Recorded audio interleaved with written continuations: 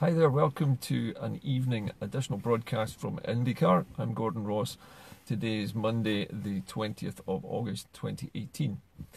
We all know that Brexit is coming soon, and we all know that in October this year, the British government is going to have to present its plans for Brexit to the European Union. Now, you may remember that 3 conditions had to be met by the British government before any Brexit deal would be negotiated next April, and one of those was that the European Union desperately wanted for Ireland, and particularly Northern Ireland, to remain either a part of the EU, or if not possible, to at least remain within the customs union, so that there is no fixed border between the north and the south. The risk of igniting the troubles again by erecting another border is something which neither the people of Ireland want nor the people of the European Union want.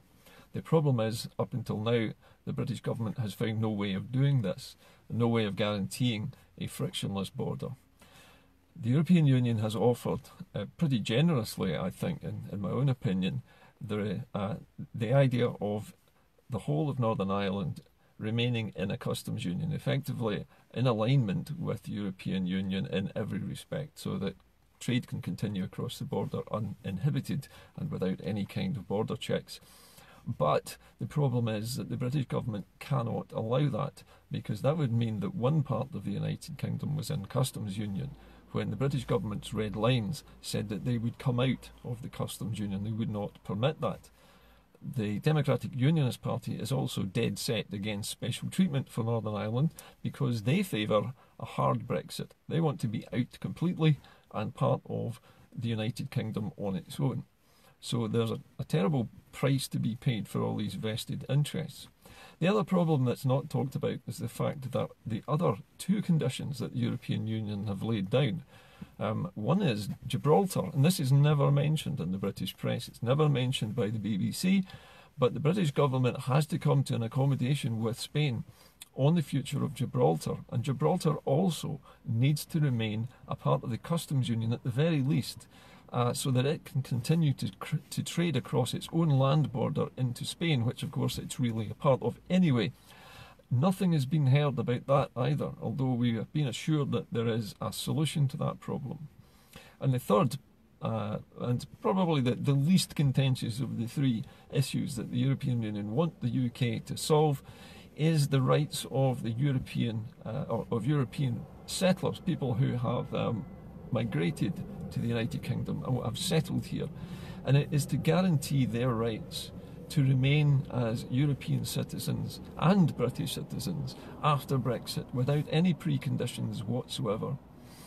Now, the British government has only managed so far to promise that European Union nationals who are living and working in the UK will get their applications for citizenship fast-tracked. That's the only guarantee. They still have to pay quite a lot of money. I can't remember exactly what the fee was. I think it was either £60 or £90, but it was somewhere in the region of that anyway. But that European nationals have to pay a fee to have their applications looked at quickly, but it's no guarantee that they'll get any kind of citizenship at the other end of it.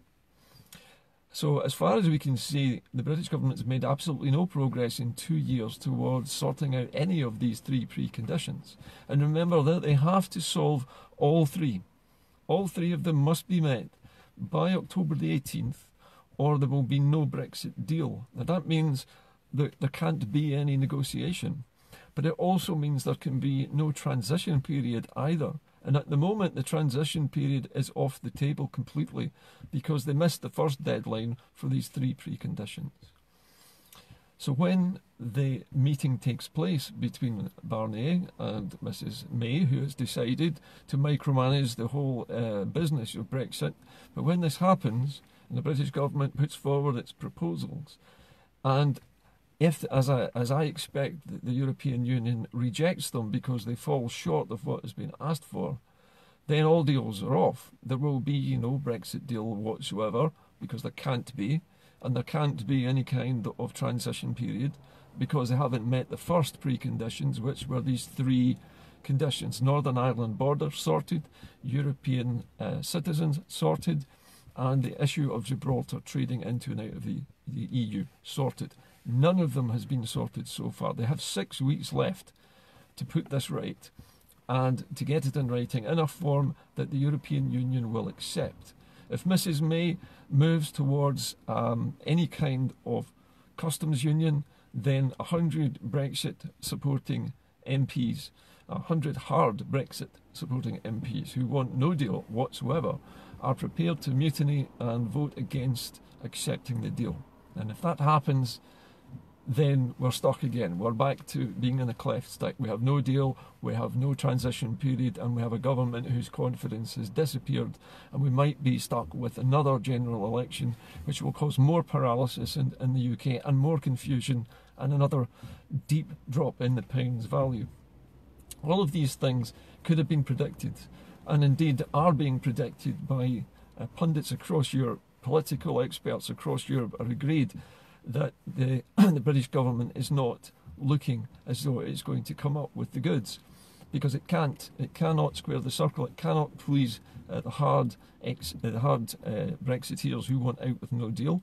It can't even really satisfy the ones who want a Brexit deal, because they can't even fix these first 3 issues. If they can't fix those issues, then even a soft Brexit won't be possible.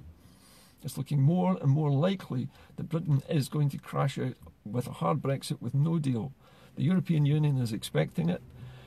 Even the National Farmers Union is rumoured at the moment in Scotland to be planning to contact farmers and recommend that they back independence as the best option for Scottish farmers if Brexit goes ahead.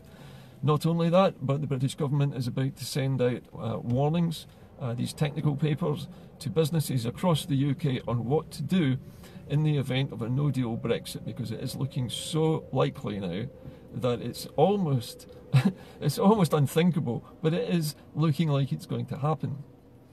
Now, this bears very heavily on when we have a referendum to release Scotland from its indenture to the UK, to extricate ourselves from this utter mess that Brexit has become, and to put ourselves in a situation where we are safe for the time being, that we can remain trading with the European Union until we have separated ourselves from the UK. And in the meantime, the United Kingdom, being mostly just England and Wales by this time, will be left to sort out the mess which they created. We didn't create the mess, we didn't want Brexit, we didn't vote for it, and the British, or what's left of the British state, cannot blame Scotland for wanting out when the rest of the British voters have voted for such a stupid idea. So, my opinion, for what it's worth, and based on what I'm hearing from Europe, and I've been hearing a lot of things from Europe, from both political sources and from academic sources, that the best time possible for having a referendum on Scottish independence is before the Brexit date, before the 29th of March.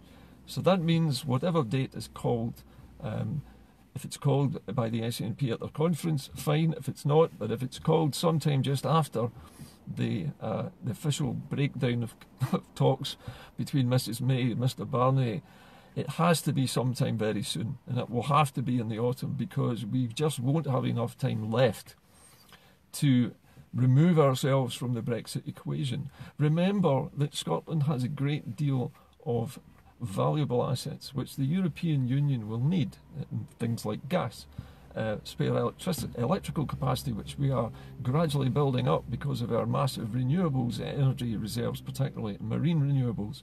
Scotland is going to become a power station for much of Europe, but we can't do that if we've Brexited.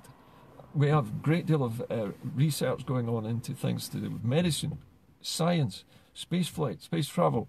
All kinds of interesting and new and challenging industries are growing in Scotland that depend on remaining connected to Europe. So it's very important for Scottish business people, for Scottish scientists and researchers, for universities, for everybody who has a vested interest in staying connected to Europe, to get on to their MPs. It doesn't matter who they are, whether they're SNP MPs, Labour, Conservative or whatever, but now is the time for us to start thinking about not just independence, but rescuing the country from the disaster that's looming. And we're the only people who can do it. I keep reminding folk who watch this show that we are the only country in the UK which is able to get out of Brexit by just simply voting to become separated from it. Scotland is already a country, it already has a government, it already has its own investment bank, it already has its own legal system, its own NHS, it has its own tax office, it has its own new welfare system being built as we speak at the moment. We'll be able to pay pensions, we'll be able to pay benefits, we will be able to create jobs, and we will be able to make use of all the resources that we have. We cannot do that if we go down with the ship of Brexit, but we can extricate ourselves quite easily by simply voting sometime before March the 29th. Now, it's important that we do it before the Brexit cut-off date for a very simple reason, because up to that point we will still be members of the EU. If we vote to leave the UK before the point of exiting Europe, the European Union, having struggled to get anything done and losing Northern Ireland to this whole stupid process, would be very upsetting to the European Union. They don't want to lose Northern Ireland. It hurts Ireland if they do that. The European Union will, if we vote yes before Brexit, then start to talk to the SNP straight away about how our EU membership can be held suspended. We can remain members of the EU while the rest of the UK leaves. Scotland will be given special permission to remain in the EU because we're already members at the point where we said we want to leave the UK. That will make it very clear to the European Union that Scotland does not consent to Brexit and has democratically voted not to take part in Brexit, to separate itself from the United Kingdom, to be Scotland on its own again, and to remain a part of the European Union on the basis that eventually, once our country is stabilised and we've got everything working the way we want, we can then think about how we want to relate to Europe afterwards from the safety of being members already. It makes more sense than leaving with the UK and having to reapply to the European Union when we are presently members. Why not stay members? I know from listening to people in Europe, people who know what they're talking about, incidentally, in European politics, that the EU, as soon as Scotland votes yes, as long as it's before Brexit, will come straight over to talk to Nicola Sturgeon and the rest of the Scottish Government and negotiate an agreement with Scotland so that Scotland can remain, so everybody in Scotland can remain European citizens, and so that Scotland and its resources are left out of any Brexit deals of any kind. In this way, we are preserved. We are spared this terrible disaster that's going to befall us. And there is nothing, there's no spin that you can put on Brexit which makes it anything less than absolutely terrible. Our entire country is based on exporting and importing. We export more than we import. We are an industrious, clever people. We have built our industries back up from the absolute catastrophe that Thatcher caused in Scotland by decimating our manufacturing industries. She left Scotland unable to function for something like 20 years, and it's taken us nearly 30 to 35 years to rebuild our manufacturing base and our exporting base so that we are now the strongest economy in the whole of the UK. We have the fastest growth rate, and we are the only part of the UK that is presently in surplus in terms of trade. Everybody who watches this show, please show it to your friends. Please show it to your family. Please show it to your bosses at work. Try and get them to understand that they can't wait. They can't sit on the fence any longer. They've got 6 weeks to decide, because in 6 weeks' time, the wheels are going to come off the Brexit bus and it is going to fall off this cliff edge, and either we are going to be in that bus with the rest of the UK, screaming all the way down to the jagged rocks of Brexit at the bottom with no deal, or we get off the bus before it goes over the cliff. Now, these analogies, I know, are just to give you an idea of how seriously I view this. But anybody who owns any kind of business that does exporting or importing must be scared right now. And if you are scared, then do something about it. Join the movement. You don't have to join the SNP to become an independent supporter. I'm not in the SNP. I'm not in any party. I do this blog because I believe that people need to get proper information, and I believe that independence is the only solution that we have to what's about to happen. Being independent would make sense even without Brexit, but it makes even more sense now as the only way to save Scotland from being obliterated by Brexit. If we allow ourselves to be dragged out of the European Union, and the Tories decide to declare some kind of emergency because the disaster is so bad that they are stockpiling medicines and food, and they've got the army deployed across the country trying to keep people fed and keep them healthy, that will be a state of emergency, a national disaster. And I don't think for 1 minute that the Tory party would allow the devolved governments to continue functioning in that scenario. I just don't think they would do it. They will suspend the normal running of the devolved governments completely, and they've got the power to do it, and they've already said that they'll use it, and they're already preparing a new constitution which will crush out any hopes of any independence for Scotland, regardless of what happens with Brexit. So be warned. We've been seeing this coming for a long time. This is the slowest train wreck that's ever happened. It's happening in slow motion. It's being drawn out. How badly damaged does your business need to be before you are going to get behind a campaign to have a referendum and to have it before we leave the EU? Think about your business. Think about your savings. Think about your pensions. Think about your employees. Think about all of the people who depend on your business and all the supply chains that feed into it. What are they going to do when suddenly their export orders dry up, when nobody wants to buy the product because it's too expensive? When Europe walks away from us and says, I'm sorry, but you've thrown yourself out of the club, you can't expect us to allow your goods into our territory without big taxes on them. Times are about to change for the worst, and it's about time businesses stopped sitting on the fence hoping the Tories would rescue them. The Tories used to be the traditional party of business, but now they're just the party of stupidity. They've made a colossal blunder, probably the worst political blunder in the history of political blunders, bigger even than the Americans electing Donald Trump as their leader.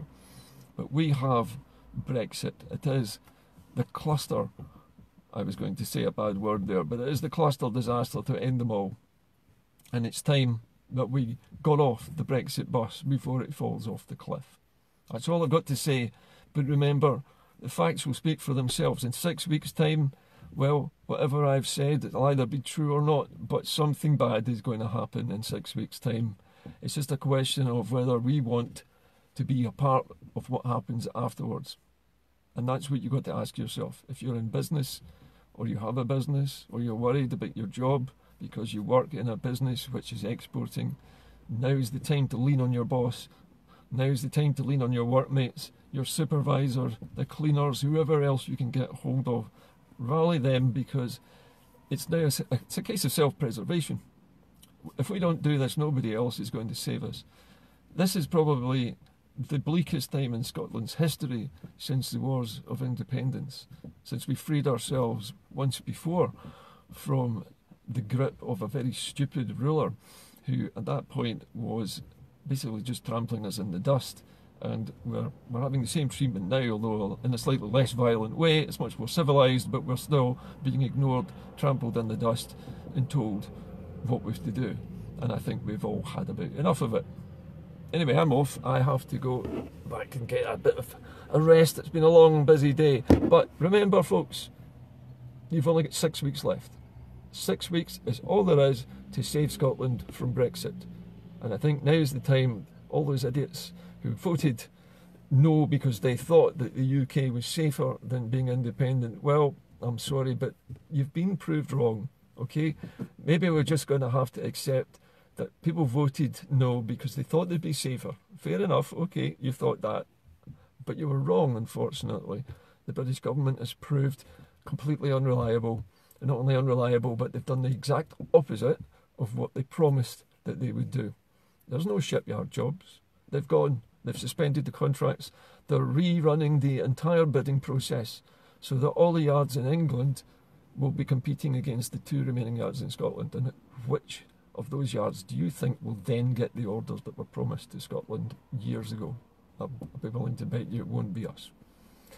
Anyway, I'm off. I will see you all later. Bye for now.